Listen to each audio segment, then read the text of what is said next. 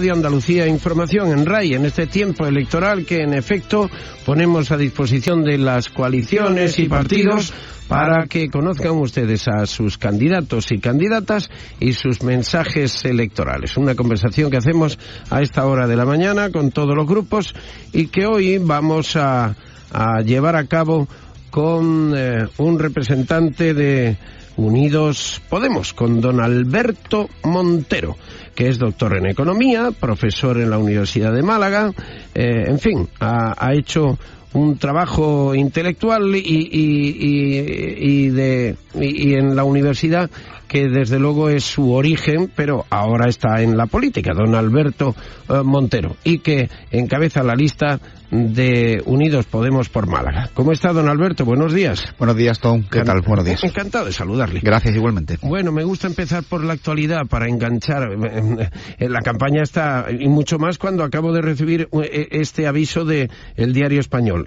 Creo que conocerá las revelaciones del Diario Público, que publica audios entre el jefe de la Oficina Antifraude de Cataluña y el ministro de Interior, en el que se les escucha hablar en busca de pruebas contra soberanistas catalanes en el año 2014, antes de la celebración de la consulta soberanista del 9N que prohibió el Tribunal Constitucional. Son unas grabaciones en el despacho del ministro, gravísimo que el ministro de Interior se grabe en su despacho, pero es que acaba de añadir el diario El Español, que dirige Pedro J. Ramírez, un titular en el que dice que las grabaciones entre el ministro y el jefe de la Oficina Antifraude de Cataluña dinamitan, dice, la campaña electoral.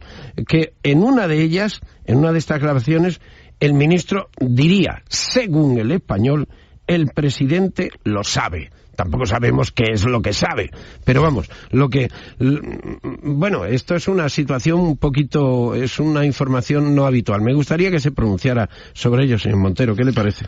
Pues en principio me parece un absoluto, en cualquier país democrático de Europa, este ministro en estos momentos habría sido fulminantemente destituido por parte del presidente del gobierno, salvo en España, ¿no? Donde la responsabilidad política de espiar a los ciudadanos y utilizar las instituciones públicas para espiar a los ciudadanos se ve que no es un motivo de destitución. Si además el presidente del gobierno en funciones, o en aquel caso el presidente del gobierno, Mariano Rajoy, estaba al tanto, la situación todavía me parece mucho más grave. Esto nos ha llegado también hoy, por tanto es actualidad y me gustaría también que se pronunciara, si le parece. La Asamblea de Venezuela ha pedido que vayan, ha citado por carta, esta es la novedad, ¿no?, a declarar, incluso le ha puesto fecha, el 6 de julio, al señor Iglesias, Errejón, Monedero, Bestringe y Alegre, sobre la financiación del partido. Sé que ustedes ya 5 veces, lo sé porque me lo va a decir, en la justicia española ha echado para atrás las investigaciones, pero esto es una citación. ¿Qué opinión tiene, señor Montero? Yo creo que los problemas de financiación ilegal de los partidos, creo que los tribunales, de nuestro partido en concreto, creo que los tribunales españoles ya se han pronunciado 5 veces, como bien usted señalaba, y la citación por parte de una asamblea de otro estado, pues en estos momentos no tengo los elementos de esa citación y no me puedo pronunciar mucho sobre ello. Sobre lo que sí me puedo pronunciar es sobre la persecución continua que hay sobre un caso que se construye mediáticamente, pero que judicialmente siempre es rechazado y demostrado que no es así. Bueno, señor Montero, habrá persecución o lo que haya, pero tienen ustedes unas encuestas que soplan, vamos, tienen el aire en la espalda, ¿eh? ¿Cómo se siente uno?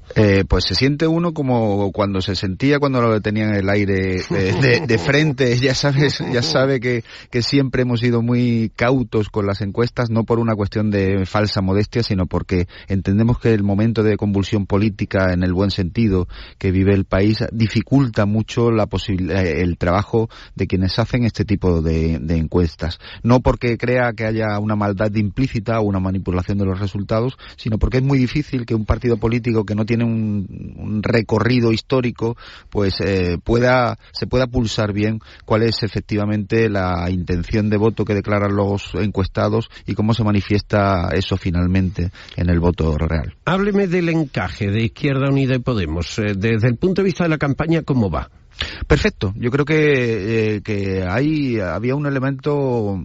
Yo creo que en nuestro partido, en Podemos, teníamos al provenir de una cultura del diálogo, de la búsqueda de consensos, de tener identificados cuáles son los problemas de este país y saber cómo resolverlos, pues lo que era fácil era encontrar con Izquierda Unida o con el Partido Socialista los elementos que nos permitieran salvar esta situación, revertir los recortes y situarnos en una y avanzar hacia lo que creemos que debe ser el futuro de este país, unos niveles de bienestar mayores para todos los ciudadanos.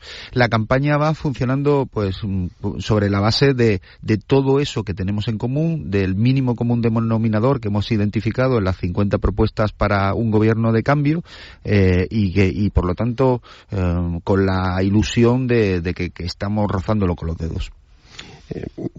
Y no ha habido ningún problema con la reciente declaración de socialdemocracia del señor Pablo Iglesias con Izquierda Unida, ¿no? En principio no, aquí cada uno se define ideológicamente en los parámetros en los que se siente cómodo y no creo que eso tenga que ser motivo de tensión por parte de nadie. Es decir que, bueno, Izquierda Unida sabía dónde venía y nosotros sabíamos dónde íbamos. Hay desde el punto de vista de ustedes, ¿hay alguna... parece como si la campaña estuviera fiada todo a la idea del sorpaso, ¿no? A la idea de tener más votos que el PSOE o, en cualquier caso, llevar al PSOE a hablar sobre un nuevo gobierno. ¿Ustedes hablaron con el PSOE, haya sorpaso o no haya sorpaso? Nosotros hablamos con el PSOE antes de que hubiera convocatoria de elecciones, Pero no como ahora, en la que el señor Pablo Iglesias dice que parece que no es línea roja el asunto del referéndum catalán. Ni siquiera lo fue en su momento. Ese asunto se trasladó hacia una negociación entre el Partido Socialista catalán y en Común Podem para tratar de encontrar soluciones dentro del Partido Socialista y dentro de nuestro grupo político que permitieran que eso en ningún caso se apareciera como una línea roja. Cuando nos sentamos a negociar, e insisto en que en nuestro ADN está la negociación, el diálogo y la búsqueda de consensos, cuando nos sentamos a negociar, nosotros nunca marcamos líneas rojas. Dígame qué posibilidad ve de que pueda haber un diálogo entre fuerzas. No estoy hablando solo del Partido Socialista después de las elecciones. ¿Usted la única posibilidad que ven de entendimiento con el Partido Socialista? ¿No verían cualquier otra posibilidad de formar un gobierno? Muy difícil, Tom. Primero porque no compartimos la política económica y gran parte de las líneas políticas de Ciudadanos. Evidentemente con el Partido Popular no hay ningún tipo de puente de comunicación, y con quien sí creemos, y si sirve de algo mi palabra, que es un ofrecimiento, hombre, y si que es un ofrecimiento sincero, y sabemos que solo podemos hacer un gobierno de cambio en este país, es con el Partido Socialista, y lo llevamos diciendo desde el primer minuto, durante la anterior legislatura y desde que se inició la campaña. Eso sí, con el Partido Socialista, no con el Partido Socialista y Ciudadanos. Sí, pero le pido que comprenda este recuerdo que hago. Usted no ha sido protagonista de aquel momento en el que Pedro Sánchez, entrando a ver el rey, se entera por el rey de que ha hecho una rueda de prensa Pablo Iglesias diciendo que él, el vicepresidente, y su ministro aquí detrás. Y el PSOE dice que no se fía. ¿Qué les parece? ¿Qué pueden hacer ustedes para que se fíe el PSOE? Pues yo creo que se dicen durante las campañas electorales y durante los procesos de negociación, las estrategias de negociación son las que son. El Partido Socialista hace las suyas y en el Comité Federal del 28 de diciembre dice que no va a llegar a ningún acuerdo con Podemos, y por lo tanto sus ofertas de diálogo con Podemos también hay que ponerlas en entredicho. Es decir, que creo que hay que sentarse, creo que hay que mirar al futuro del país y al futuro de los españoles, y creo que el Partido Socialista debe entender que cuando hablamos de ministerios o cuando hablamos de vicepresidencia, cuando hablamos de sillones, estamos hablando de asunción de responsabilidades compartidas con él, y eso creo que debería ser la expresión de que nuestra propuesta es en firme y que es seria. Le entiendo. Pero el orden de factores sí altera, ¿no? Usted que es profesor. Pero no será de números usted, ¿no? Sí, soy economista. Es de economía, claro que sí, de números. Si el orden de los factores es una multiplicación, si el orden de los factores se produce en una multiplicación, no se altera el producto y además se crece mucho más. Buena respuesta.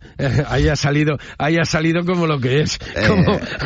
Claro, ahí tenemos la ventaja del economista contra la ventaja del economista al periodista. Ya lo veo. Es doctor en economía y profesor de la universidad. No, tengo aquí delante su currículum, Dios mío. Claro que sabe usted de números.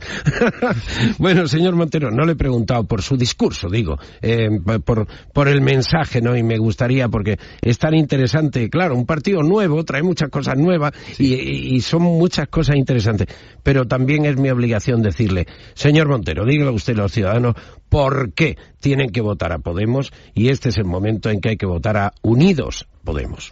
Yo creo que los ciudadanos deben votar a Podemos porque estamos a punto de rozar la victoria que nos permitiría, junto al Partido Socialista, ganar al Partido Popular y empezar a gobernar en este país con una perspectiva de futuro a medio o largo plazo, en la que se anteponga ante todo la creación de empleo, el bienestar de los ciudadanos y la regeneración democrática de este país, que hizo muchos avances durante los años 80 y que ahora en estos momentos se ha visto, de alguna manera, en estos últimos años se han visto empantanados, y creemos que es el momento de iniciar una segunda transición en este país. Pues Alberto Montero, Unidos Podemos por Málaga, doctor en Economía, profesor de la Universidad de Málaga. Profesor, ha sido usted muy amable y le deseo lo mejor. Muchísimas gracias, Tom. Mis respetos a usted y a lo que representa. Adiós, muchísimas amigo. Gracias. Adiós. 9:17 de la mañana. Son 10 minutos aproximadamente en nuestra entrevista, pero que yo he hecho una introducción un poquito larga. 9:17. Hemos hecho el tiempo establecido.